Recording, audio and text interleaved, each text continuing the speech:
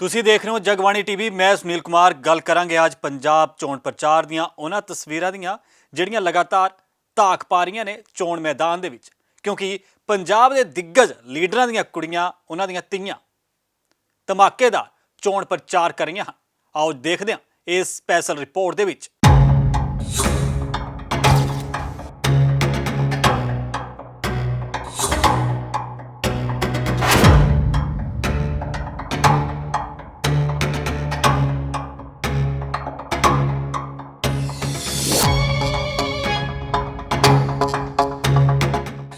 ਧੀਆਂ ਨੇ ਸੰਭਾਲਿਆ ਮੋਰਚਾ, ਜ਼ੋਰ ਸ਼ੋਰ ਨਾਲ ਚੋਣ ਪ੍ਰਚਾਰ। ਇਹ ਧੀਆਂ ਕਰ ਰਹੀਆਂ ਕਮਾਲ। ਜਿਵੇਂ ਪੰਜਾਬ ਦੇ ਵਿੱਚ ਹੋਣ ਵਾਲੀਆਂ ਵਿਧਾਨ ਸਭਾ ਚੋਣਾਂ ਲਈ ਵੋਟਿੰਗ ਦਾ ਦਿਨ ਨੇੜੇ ਆ ਰਿਹਾ ਹੈ, ਉਦਾਂ ਰਾਜਨੀਤਿਕ ਪਾਰਟੀਆਂ ਵੀ ਆਪਣਾ ਚੋਣ ਪ੍ਰਚਾਰ ਜ਼ੋਰਾਂ ਸ਼ੋਰਾਂ ਨਾਲ ਕਰ ਰਹੀਆਂ ਹਨ।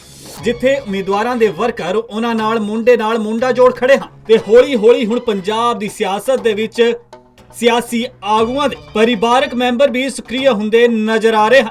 ਲੋਕ ਸਭਾ ਚੋਣਾਂ ਤੋਂ ਬਾਅਦ ਹੁਣ ਵਿਧਾਨ ਸਭਾ ਚੋਣਾਂ ਦੇ ਵਿੱਚ ਇਹ ਜਲਵਾ ਮੁੜ ਤੋਂ ਵੇਖਣ ਨੂੰ ਮਿਲਿਆ, ਕਿਉਂਕਿ ਪਹਿਲਾਂ ਪਰਿਵਾਰਕ ਮੈਂਬਰ ਚੋਣ ਪ੍ਰਚਾਰ ਕਰਦੇ ਨਜ਼ਰ ਆਉਂਦੇ ਸੀ, ਪਰ ਹੁਣ ਸਿਆਣਿਆਂ ਦੇ ਨਾਲ ਨਿਆਣੇ ਵੀ ਚੋਣ ਮੈਦਾਨ ਦੇ ਵਿੱਚ ਪ੍ਰਚਾਰ ਕਰਨ ਲਈ ਉਤਰ ਗਏ ਹਨ। ਜਿਨ੍ਹਾਂ ਦੇ ਵਿੱਚ ਏਕਮ ਬੜਿੰਗ ਰਾਜਾ ਵੜਿੰਗ ਦੀ ਧੀ, ਜੋ ਕਿ ਆਪਣੇ ਪਿਤਾ ਦੇ ਲਈ ਚੋਣ ਪ੍ਰਚਾਰ ਗਿੱਦੜਬਾਹਾ ਦੇ ਵਿੱਚ ਕਰ ਰਹੀ ਹੈ, ਜਿਸ ਦੀ ਉਮਰ ਮਹਿਜ਼ 14 ਸਾਲ ਹੈ ਤੇ ਉਹ ਅਜੇ 9ਵੀਂ ਜਮਾਤ ਦੀ ਵਿਦਿਆਰਥਣ ਹੈ। ਹਰਕੀਰਤ ਕੌਰ ਸੁਖਵੀਰ ਬਾਦਲ ਦੀ ਧੀ ਹੈ, ਇਸ ਦੀ ਉਮਰ 22 ਸਾਲ ਹੈ ਤੇ ਸਿੱਖਿਆ ਪੀਜੀ ਇਨ ਬਿਜ਼ਨਸ ਐਡਮਿਨਿਸਟ੍ਰੇਸ਼ਨ। ਤੇ ਨਾਲ ਹੀ ਦਿੱਲੀ ਦੇ ਸੀਐਮ ਅਰਵਿੰਦ ਕੇਜਰੀਵਾਲ ਦੀ ਆਈਟੀਐਨ ਧੀ ਵੀ ਪੰਜਾਬ ਦੇ ਵਿੱਚ ਭਗਵੰਤ ਮਾਨ ਲਈ ਚੋਣ ਪ੍ਰਚਾਰ ਕਰਨ ਲਈ ਸੰਗਰੂਰ ਪਹੁੰਚੀ ਤੇ ਇਸ ਦੀ ਉਮਰ 26 ਸਾਲ ਹੈ। ਰਾਵੀਆ ਸਿੱਧੂ ਨਵਜੋਤ ਸਿੰਘ ਸਿੱਧੂ ਦੀ ਧੀ, ਉਮਰ 27 ਸਾਲ, ਸਿੱਖਿਆ ਫੈਸ਼ਨ ਡਿਜ਼ਾਈਨ। ਤੇ ਦੱਸ ਦਈਏ ਕਿ ਲਗਾਤਾਰ ਚੋਣ ਪ੍ਰਚਾਰ ਦੇ ਵਿੱਚ ਜਿੱਥੇ ਪੰਜਾਬ ਦੇ ਸਿਆਸਤਦਾਨ ਪੂਰੇ ਰੁੱਝੇ ਹੋਏ ਹਨ, ਆਲੇ ਦੁਆਲੇ ਦੇ ਸੂਬਿਆਂ ਦੇ ਸਟਾਰ ਪ੍ਰਚਾਰਕ ਵੀ ਪੰਜਾਬ ਦੇ ਵਿੱਚ ਪਹੁੰਚ ਰਹੇ ਹਨ। ਇਸੇ ਵਿਚਕਾਰ ਪੰਜਾਬ ਦੇ ਦਿੱਗਜ ਲੀਡਰਾਂ ਦੀਆਂ ਧੀਆਂ ਵੀ ਚੋਣ ਪ੍ਰਚਾਰ ਦੇ ਵਿੱਚ ਕਿਸੇ ਤੋਂ ਘੱਟ ਨਹੀਂ ਹਨ।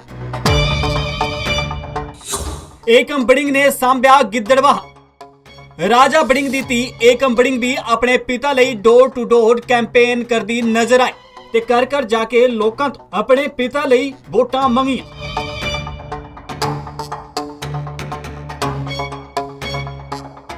ਛੋਟੀ ਉਮਰ ਕਰਨਾ ਜਾਂ ਵੱਡੀ ਉਮਰ 'ਚ ਕਰਨਾ, ਮੈਨੂੰ ਲੱਗਦਾ ਹੈ ਜਿੱਥੇ ਮੇਰੇ ਪਾਪਾ ਨੂੰ ਲੋੜ ਹੈ ਮੇਰੀ ਜਾਂ ਮੇਰੇ ਬ੍ਰਦਰ ਦੀ, ਅਸੀਂ ਉੱਥੇ ਹਮੇਸ਼ਾ ਤੋਂ ਖੜੇ ਹਾਂ। ਕੋਈ ਏਜ ਮੈਟਰ ਨਹੀਂ ਕਰਦੀ। ਜਿੱਥੇ ਮੇਰੇ ਪਾਪਾ ਦੀ ਫੈਮਿਲੀ, ਅਸੀਂ ਬਹੁਤ ਜ਼ਿਆਦਾ ਜਾਣੇ ਨਹੀਂ ਹੈ ਆਪਦੀ ਫੈਮਿਲੀ 'ਚ, ਤਾਂ ਜਿੰਨੇ ਲੋਕੀ ਅਸੀਂ ਆ ਸਕਦੇ ਹਾਂ, ਜਿੰਨੀ ਫੈਮਿਲੀ ਦੀ ਅਸੀਂ ਆ ਸਕਦੇ ਹਾਂ, ਅਸੀਂ ਪੂਰੀ ਆਪਦੀ ਟਰਾਈ ਕਰਦੇ ਹਾਂ। ਅਸੀਂ ਮੈਂ ਬਹੁਤ ਜ਼ਿਆਦਾ ਪ੍ਰਾਊਡ ਫੀਲ ਕਰਦੀ ਹਾਂ ਜਦੋਂ ਮੈਂ ਇੱਥੇ ਵਾਪਸ ਆਉਂਦੀ ਹਾਂ ਅਤੇ ਮੈਨੂੰ ਪਤਾ ਲੱਗਦਾ ਹੈ ਕਿ ਮੇਰੇ ਪਾਪਾ ਨੇ ਜੋ ਕਿਹਾ ਉਹ ਕੀਤਾ, ਅਤੇ ਮੈਨੂੰ ਕਦੇ ਵੀ ਆ ਫੇਸ ਨਹੀਂ ਕਰਨਾ ਪਿਆ ਕਿ ਕਿਸੇ ਨੇ ਕਿਹਾ ਕਿ ਤੁਸੀਂ ਆ ਕਿਹਾ ਸੀ ਅਤੇ ਤੁਹਾਡੇ ਪਾਪਾ ਨੇ ਆ ਕੀਤਾ ਨਹੀਂ। ਮੈਨੂੰ ਬਹੁਤ ਜ਼ਿਆਦਾ ਪ੍ਰਾਊਡ ਹੁੰਦਾ ਹੈ ਕਿ ਜੋ ਇਹਨਾਂ ਨੇ ਕਿਹਾ ਹਾ ਉਹ ਕੀਤਾ, ਅਤੇ ਮੈਂ ਵਾਪਸ ਉਹੀ ਕਹਿ ਕੇ ਆਉਂਦੀ ਹਾਂ ਕਿ ਜੋ ਅੱਜ ਆਪਾਂ ਫੇਰ ਕਵਾਂਗੇ ਅਸੀਂ ਉਹੀ ਫੇਰ ਕਰਾਂਗੇ। ਹਰਕੀਰਤ ਕੌਰ ਕਰ ਰਹੀ ਜਲਾਲਾਬਾਦ 'ਚ ਪ੍ਰਚਾਰ। ਪੰਜਾਬ ਦੇ ਵਿੱਚ ਹੋਣ ਵਾਲੀਆਂ ਵਿਧਾਨ ਸਭਾ ਚੋਣਾਂ ਦੇ ਲਈ ਜਲਾਲਾਬਾਦ ਤੋਂ ਅਕਾਲੀ ਬਸਪਾ ਗਠਜੋੜ ਦੇ ਸਾਂਝੇ ਉਮੀਦਵਾਰ ਸੁਖਵੀਰ ਬਾਦਲ ਦੀ ਧੀ ਹਰਕੀਰਤ ਕੌਰ ਵੀ ਚੋਣ ਪ੍ਰਚਾਰ ਦੇ ਵਿੱਚ ਲਗਾਤਾਰ ਜੁਟੀ ਹੋਈ ਹੈ। ਦਿੱਲੀ ਯੂਨੀਵਰਸਿਟੀ ਤੋਂ ਪੀਜੀ ਦੀ ਸਟੂਡੈਂਟ ਹਰਕੀਰਤ ਕੌਰ ਬਸੰਤ ਵੈਲੀ ਦੀ ਵਿਦਿਆਰਥਣ ਰਹਿ ਚੁੱਕੀ ਹੈ ਤੇ ਅੰਗਰੇਜ਼ੀ ਦੇ ਵਿੱਚ ਕਾਫੀ ਪਕੜ ਹੈ। ਦੱਸਿਆ ਜਾਂਦਾ ਹੈ ਕਿ ਹਰਕੀਰਤ ਕੌਰ ਪੇਂਟਿੰਗ ਤੇ ਭਰਤਨਾਟਿਅਮ ਦੀ ਸ਼ੌਕੀਨ ਹੈ ਤੇ ਇਹਨਾਂ ਦਿਨਾਂ ਦੇ ਵਿੱਚ ਆਪਣੇ ਪਿਤਾ ਸੁਖਵੀਰ ਬਾਦਲ ਦੇ ਲਈ ਡੋਰ ਟੂ ਡੋਰ ਜਾ ਕੇ ਹੱਥਾਂ ਵਿੱਚ ਚੋਣ ਨਿਸ਼ਾਨ ਤੇ ਪੋਸਟਰ ਫੜ ਕੇ ਲੋਕਾਂ ਕੋਲੋਂ ਵੋਟ ਮੰਗ ਰਹੀ ਹੈ। ਰਾਵੀਆ ਸਿੱਧੂ ਦਾ ਠੋਕਮਾ ਪ੍ਰਚਾਰ। ਨਵਜੋਤ ਸਿੰਘ ਸਿੱਧੂ ਦਾ ਵਿਧਾਨ ਸਭਾ ਹਲਕਾ ਅੰਮ੍ਰਿਤਸਰ ਈਸਟ ਵਿਕਰਮ ਮਜੀਠੀਆ ਵੀ ਜਿੱਥੋਂ ਚੋਣਾਂ ਲੜ ਰਹੇ ਹਨ। ਵਰਤਮਾਨ ਦੇ ਵਿੱਚ ਮੁਲਕ ਤੇ ਵਿਦੇਸ਼ਾਂ ਦੇ ਵਿੱਚ ਚਰਚਾ ਦਾ ਵਿਸ਼ਾ ਬਣਿਆ ਹੋਇਆ ਤੇ ਸਿੱਧੂ ਦੇ ਪ੍ਰਚਾਰ ਲਈ ਉਹਨਾਂ ਦੀ ਧੀ ਰਾਵੀਆ ਸਿੱਧੂ ਵੀ ਮੈਦਾਨ ਦੇ ਵਿੱਚ ਆ ਗਈ ਹੈ। ਰਾਵੀਆ ਸਿੱਧੂ ਆਪਣੇ ਪਿਤਾ ਨਵਜੋਤ ਸਿੰਘ ਸਿੱਧੂ ਲਈ ਲਗਾਤਾਰ ਪੰਜਾਬ ਮਾਡਲ ਤੇ ਚਰਚਾ ਕਰ ਲੋਕਾਂ ਕੋਲੋਂ ਵੋਟ ਮੰਗ ਰਹੀ ਹੈ ਤੇ ਕੇਜਰੀਵਾਲ ਦੇ ਦਿੱਲੀ ਮਾਡਲ ਤੇ ਤੰਜ ਕੱਸਦੀ ਹੋਈ ਨਜ਼ਰ ਆ ਰਹੀ ਹੈ ਤੇ ਬੀਤੀ ਦਿਨੀ ਆਪਣੇ ਦਿੱਤੇ ਗਏ ਬਿਆਨਾਂ ਨੂੰ ਲੈ ਕੇ ਕਾਫੀ ਚਰਚਾ ਦੇ ਵਿੱਚ ਰਹੀ। ਕਾਫੀ ਦੇਰ ਪਹਿਲਾਂ ਪੋਲਿਟਿਕਸ ਸਿੱਖਣ ਮਜੀਠੀਆ ਅੰਕਲ ਮੇਰੇ ਪਾਪਾ ਕੋਲ ਹੀ ਆਏ ਸੀ। ਇੱਕ ਵੀਡੀਓ ਵੀ ਹੈ ਉਹਨਾਂ ਦੀ ਜੋ ਉਹਨਾਂ ਨੇ ਬੋਲਿਆ ਮੇਰੀ ਦੋਸਤੀ ਕਿੱਥੇ ਚਲੀ ਗਈ, ਹੈ ਨਾ। ਚਲੋ ਉਹ ਛੱਡੋ। ਅੱਜ ਲੜਾਈ ਸੱਚ ਤੇ ਝੂਠ ਦੀ ਹੈ ਤੇ ਦੇਖਦੇ ਆ ਕੀ ਹੁੰਦਾ। ਤੁਹਾਡੀ ਮਦਰ ਵੱਲੋਂ ਕਿਹਾ ਗਿਆ ਕਿ ਸਾਡੇ ਕੋਲ ਇੰਨੇ ਪੈਸੇ ਹੀ ਨਹੀਂ ਹੈਗੇ ਕਿ ਅਸੀਂ ਚੰਗੀ ਤਰ੍ਹਾਂ ਬੇਟੀ ਦੀ ਮੈਰਿਜ ਕਰ ਸਕੀਏ। ਇਹ ਸੱਚਾਈ ਹੈ ਜੀ ਕਿ ਹਰ ਸਾਲ ਉਹ ਕਹਿੰਦੇ ਕਿ ਸਾਡੀ ਜਿਹੜੇ ਪੈਸੇ ਆ ਉਹ ਘਟਦੇ ਪਏ ਆ, ਨਾ ਕਿ ਸਾਡੇ ਕੋਲ 2 ਨੰਬਰ ਦੇ ਪੈਸੇ ਨਹੀਂ ਆ। ਜਿਹੜੀ ਸਾਡੀ ਆਪਣੀ ਮਨੀ ਸੀ ਉਹ ਵੀ ਘਟ ਗਈ ਆ। ਜੇ ਨਵਜੋਤ ਸਿੰਘ ਸਿੱਧੂ ਪੋਲਿਟਿਕਸ 'ਚ ਨਾ ਆਉਂਦੇ ਤੇ ਇਸ ਲਈ 250 ਕਰੋੜ ਦੇ ਮਾਲਕ ਹੁੰਦੇ। ਦੇਖੋ ਜੀ, ਇਹ ਜੋ ਉਹਨਾਂ ਨੇ ਬੋਲਿਆ ਥੋੜੇ ਭਾਵੁਕ ਹੋ ਗਏ ਸੀ।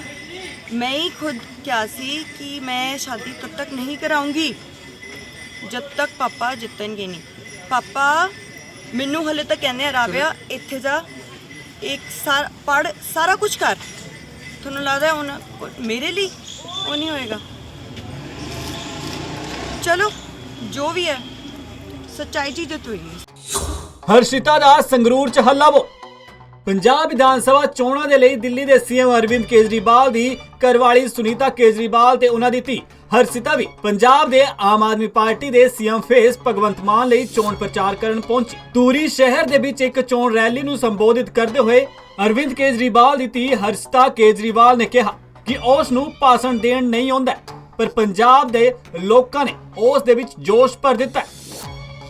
मुझे भाषण देना नहीं आता है, पर आप लोगों के जोश ने मुझ में भी जान डाल दी है। लोगों ने ये एकदम सही कहा है कि पंजाब के जोश के सामने सब फीका है। तो बहुत बहुत अच्छा लग रहा है आज यहाँ आकर। मैं आज यहाँ अपने चाचा जी भगवत मान जी के लिए आप सबसे वोट मांगने आई हूँ। जब मैं दिल्ली में भी अपने पिताजी के लिए प्रचार करती थी तो सबको ये ज़रूर बताती थी कि अगर कोई पार्टी है जिसने बच्चों के लिए सोचा है, बच्चों की तरक्की के लिए सोचा है, तो वो सिर्फ आम आदमी पार्टी है। आज पंजाब के अंदर रोज़गार की इतनी दिक्कत है, बच्चों को बाहर जाना पड़ रहा है, परिवार से दूर जाना पड़ रहा है। आम आदमी पार्टी आएगी तो यहाँ रोज़गार होगा, बच्चे अब परिवार छोड़ के बाहर नहीं जाएंगे और पंजाब की तरक्की के लिए काम करेंगे। ਮਾਝਾ ਮਾਲਵਾ ਤੇ ਦੁਆਬਾ ਪੰਜਾਬ ਦੇ ਵਿੱਚ ਧੀਆਂ ਛਾਈਆਂ ਪਈਆਂ ਨੇ। ਮਲੇਰਕੋਟਲਾ ਦੇ ਹਲਕੇ ਵਿੱਚ ਚੋਣ ਪ੍ਰਚਾਰ ਸਿਖਰਾਂ ਤੇ ਚੱਲ ਰਿਹਾ। ਜੇਕਰ ਗੱਲ ਕਰੀਏ ਇੱਥੇ ਆਮ ਆਦਮੀ ਪਾਰਟੀ ਤੇ ਅਕਾਲੀ ਦਲ ਬਸਪਾ ਦੇ ਉਮੀਦਵਾਰਾਂ ਤੇ ਕਾਂਗਰਸ ਪਾਰਟੀ ਦੀ ਤਰ੍ਹਾਂ ਥਾਂ ਤੇ 13 ਉਮੀਦਵਾਰਾਂ ਦੇ ਪਰਿਵਾਰਕ ਮੈਂਬਰ ਤੇ ਵਰਕਰ ਚੋਣ ਜਲਸੇ ਦੇ ਵਿੱਚ ਸਮੂਲੀਅਤ ਕਰ ਰਹੇ ਹਨ। ਇਸੇ ਦੇ ਚੱਲਦਿਆਂ ਮਲੇਰਕੋਟਲਾ ਦੀ ਕਾਂਗਰਸ ਕੈਬਨਿਟ ਮੰਤਰੀ ਰਜ਼ੀਆ ਸੁਲਤਾਨ, ਜਿਨ੍ਹਾਂ ਦੇ ਪਤੀ ਸਾਬਕਾ ਡੀਜੀਪੀ ਮੁਹੰਮਦ ਮੁਸਤਫਾ ਤੇ ਨਾਲ ਹੀ ਉਹਨਾਂ ਦੀ ਬੇਟੀ ਨਿਸ਼ਾਂਤ ਅਖਤਰ ਲਗਾਤਾਰ ਚੋਣ ਪ੍ਰਚਾਰ ਦੇ ਵਿੱਚ ਰੁੱਝੇ ਹੋਏ ਹਨ। ਨਿਸ਼ਾਂਤ ਅਖਤਰ ਵੀ ਆਪਣੀ ਮਾਂ ਦੇ ਲਈ ਥਾਂ ਤੇ ਜਾ ਕੇ ਚੋਣ ਪ੍ਰਚਾਰ कर रही है। ऐसा है कि जो हमारे मुखालिफ है, अगर हम कुछ अच्छा भी करेंगे ना तो उन्हें उनमें भी कुछ ना कुछ गलत दिखाई देगा। मैं हर जगह जब जाती हूँ तो मुझे दिखता है कि मेरी अम्मी ने कितना काम किया है, तो मुझे अपने मुखालिफों पे मैं बिल्कुल ध्यान नहीं देती। वो बिल्कुल बदमाशियाँ करने में बिलीव रखते हैं, शुरू से उन्होंने सिर्फ बदमाशियाँ की हैं और वो वही करते हैं, तो मुझे उनका कोई हमें फ़र्क नहीं पड़ता। हमारे लोग जानते हैं कि मेरी अम्मी ने कितना उनके लिए काम किया है, सब दिखता है, तो हम उन पे ध्यान नहीं देते। अब्बू का, मेरे अब्बू हैं, जाहिर सी बात है डांट पड़ती है अगर हम कुछ गलत करते हैं या हमसे गलती होती है, डांट पड़ती है। तो जो लोग ये बोलते हैं कि मेरे अब्बू उन पे गुस्सा होते हैं, वो इसलिए होते हैं क्योंकि वो लोग चोरियाँ मकारियाँ ये सब करते हैं और इन चीज़ों की मलेरकोटला हाउस इजाज़त नहीं देता, इसीलिए वो छोड़ के जाते हैं। और मेरे अब्बू ने बोलते हैं आप जाइए, हमें ऐसे लोगों की ज़रूरत ही नहीं है। जो लोग हमारे लोगों के साथ बुरा कर रहे हैं, उन्हें धोखा दे रहे हैं, हमें ऐसे लोगों की ज़रूरत नहीं। और मुझे पूरा यकीन है इंशाल्लाह मेरी अम्मी बहुत वोटों से जीत हासिल करेंगी। ਜਿਵੇਂ 20 ਫਰਵਰੀ ਦੀ ਤਾਰੀਖ ਨਜ਼ਦੀਕ ਆ ਰਹੀ ਹੈ, ਉਦਾਂ ਵੱਖ-ਵੱਖ ਪਾਰਟੀਆਂ ਦੇ ਉਮੀਦਵਾਰਾਂ ਵੱਲੋਂ ਚੋਣ ਪ੍ਰਚਾਰ ਤੇਜ਼ੀ ਨਾਲ ਕੀਤਾ ਜਾ ਰਿਹਾ। ਉਧਰ ਮੋਗਾ ਦੇ ਵਿਧਾਨ ਸਭਾ ਹਲਕਾ ਦੇ ਸ਼੍ਰੋਮਣੀ ਅਕਾਲੀ ਦਲ ਦੇ ਉਮੀਦਵਾਰ ਬਰਜਿੰਦਰ ਸਿੰਘ ਮੱਖਣ ਬਰਾੜ ਦੀ 16 ਸਾਲਾ ਧੀ ਵੀ ਚੋਣ ਪ੍ਰਚਾਰ ਦੇ ਵਿੱਚ ਰੁੱਝੀ ਹੋਈ ਹੈ ਤੇ ਥਾਂ-ਥਾਂ ਜਾ ਕੇ ਆਪਣੇ ਪਿਤਾ ਦੇ ਹੱਕ ਦੇ ਵਿੱਚ ਚੋਣ ਪ੍ਰਚਾਰ ਕਰ ਰਹੀ ਹੈ। ਇਸ ਦਰਮਿਆਨ ਤਪਰੀਤ ਕਈ ਪਿੰਡਾਂ ਦੇ ਵਿੱਚ ਹੱਥ ਬੰਨ੍ਹ ਕੇ ਲੋਕਾਂ ਨੂੰ ਅਪੀਲ ਕਰਦੀ ਹੋਈ ਨਜ਼ਰ ਆਈ ਤੇ ਵਿਕਾਸ ਪੱਖੋਂ ਵੋਟ ਮੰਗਦੀ ਹੋਈ। देखो जी, अपनी तो बड़ी सीधी जी ते स्पष्ट गल है। 25 सालों तो जी मेरे दादा जी जथेदार तोता सिंह इस शहर नाल जुड़े हुए ने। 1997 च भी उन्होंने इत्थों ही इलैक्शन लड़ी सी ते मैं गांह भी आई होप करदी हां ते लोकां दा भरोसा ते विश्वास मंगदी भी तुसीं साडे ते भरोसा करो, असीं गांह भी आई काम करावांगे। देखो जी, अपनी मूंहों बोलदे ने काम कराए होए, तुसीं हाईवे ते चले जाओ, सज्जे पासे खब्बे पासे सारे पासे तुहानूं अपने काम दिसदे ने। इसलिए कामां दी तां मैनूं लगदा लिस्ट भी नहीं देण दी लोड़ हैगी, सारिआं नूं ही पता ने किन्ने काम। ਸਰਕਾਰ ਬਣਾਉਣ ਦੇ ਲਈ ਮਹਿਲਾਵਾਂ ਦੀ ਭਾਗੀਦਾਰੀ। ਦੱਸ ਦਈਏ ਕਿ ਪੰਜਾਬ ਦੇ ਵਿੱਚ ਕੁੱਲ 2,12,75,067 ਵੋਟਰ ਹਨ। ਇਸ ਦੇ ਵਿੱਚ ਮਹਿਲਾ ਵੋਟਰਾਂ ਦੀ ਗਿਣਤੀ 1,86,514 ਹੈ। ਪਿਛਲੀਆਂ 2 ਵਿਧਾਨ ਸਭਾ ਚੋਣਾਂ ਤੇ ਲੋਕ ਸਭਾ ਚੋਣਾਂ ਦੇ ਜੇਕਰ ਆંકੜਿਆਂ ਦੀ ਗੱਲ ਕਰੀਏ ਤਾਂ ਸਰਕਾਰ ਬਣਾਉਣ ਦੇ ਵਿੱਚ ਮਹਿਲਾਵਾਂ ਦੀ ਭਾਗੀਦਾਰੀ ਵੱਧ ਰਹੀ ਹੈ। 2012 ਦੇ ਵਿੱਚ ਪੰਜਾਬ ਵਿਧਾਨ ਸਭਾ ਚੋਣਾਂ ਦੇ ਵਿੱਚ 78% ਤੋਂ ਵੱਧ ਮਹਿਲਾ ਵੋਟਰਾਂ ਨੇ ਮਤਦਾਨ ਕੀਤਾ ਸੀ, ਜਦਕਿ ਮੇਲਸ ਦੀ VOTING ਪਰਸੈਂਟੇਜ ਘਟ ਰਹੀ ਸੀ। ਇਸ ਤੋਂ ਬਾਅਦ 2017 ਦੇ ਵਿੱਚ ਹੋਈਆਂ ਵਿਧਾਨ ਸਭਾ ਚੋਣਾਂ ਦੇ ਵਿੱਚ 89% ਤੋਂ ਵੱਧ ਮਹਿਲਾਵਾਂ ਵੱਲੋਂ ਵੋਟ ਦੇਣ ਦੇ ਅਧਿਕਾਰ ਦੀ ਵਰਤੋਂ ਕੀਤੀ ਗਈ ਸੀ, ਜਦਕਿ ਮੇਲ ਵੋਟਰਸ ਦੀ ਗਿਣਤੀ ਇੱਥੇ ਵੀ ਘਟ ਵੇਖੀ ਗਈ ਸੀ। 2019 ਦੇ ਵਿੱਚ ਹੋਈਆਂ ਲੋਕ ਸਭਾ ਚੋਣਾਂ ਦੇ ਵਿੱਚ 89.2% ਮਹਿਲਾਵਾਂ ਤੇ 78.5% ਮੇਲ ਵੋਟਰਾਂ ਵੱਲੋਂ ਆਪਣੇ ਵੋਟ ਦੇ ਅਧਿਕਾਰ ਦੀ ਵਰਤੋਂ ਕੀਤੀ ਗਈ ਸੀ। ਤੇ ਦੱਸ ਦਈਏ ਕਿ ਪੰਜਾਬ ਦੇ ਵਿੱਚ ਪਹਿਲਾਂ 14 ਫਰਵਰੀ ਨੂੰ ਵੋਟਾਂ ਹੋਣ ਵਾਲੀਆਂ ਸੀ ਤੇ ਬਾਅਦ ਦੇ ਵਿੱਚ ਇਸ ਨੂੰ 20 ਫਰਵਰੀ ਕਰ ਦਿੱਤਾ ਗਿਆ, ਕਿਉਂਕਿ ਸੰਤ ਰਵਿਦਾਸ ਦੀ ਜਯੰਤੀ ਨੂੰ ਵੇਖਦੇ ਹੋਏ ਪੰਜਾਬ ਦੇ ਸਿਆਸੀ ਦਲਾਂ ਵੱਲੋਂ ਚੋਣ ਕਮਿਸ਼ਨ ਨੂੰ ਇੱਕ ਚਿੱਠੀ ਲਿਖੀ ਗਈ ਸੀ, ਜਿਸ ਤੋਂ ਬਾਅਦ VOTING ਦੀ ਮਿਤੀ ਦੇ ਵਿੱਚ ਤਬਦੀਲੀ ਕੀਤੀ ਗਈ ਤੇ ਹੁਣ 20 ਫਰਵਰੀ 2022 ਨੂੰ ਪੰਜਾਬ ਵਿਧਾਨ ਸਭਾ ਦੀਆਂ ਵੋਟਾਂ ਪੈਣ ਵਾਲੀਆਂ ਹਨ ਤੇ ਹਰ ਸਿਆਸੀ ਪਾਰਟੀ ਦੇ ਆਗੂ ਵੱਲੋਂ ਆਪਣੀ ਸਰਕਾਰ ਬਣਾਉਣ ਦਾ ਦਾਅਵਾ ਠੋਕਿਆ ਜਾ ਰਿਹਾ ਹੈ। ਪਰ ਵੇਖਣ ਵਾਲੀ ਗੱਲ ਹੋਏਗੀ ਕਿ ਜਨਤਾ ਕੇਸ ਨੂੰ ਸਿਰਮੌਰ ਬਣਾਉਂਦੀ ਹੈ। News desk report, Jagbani TV.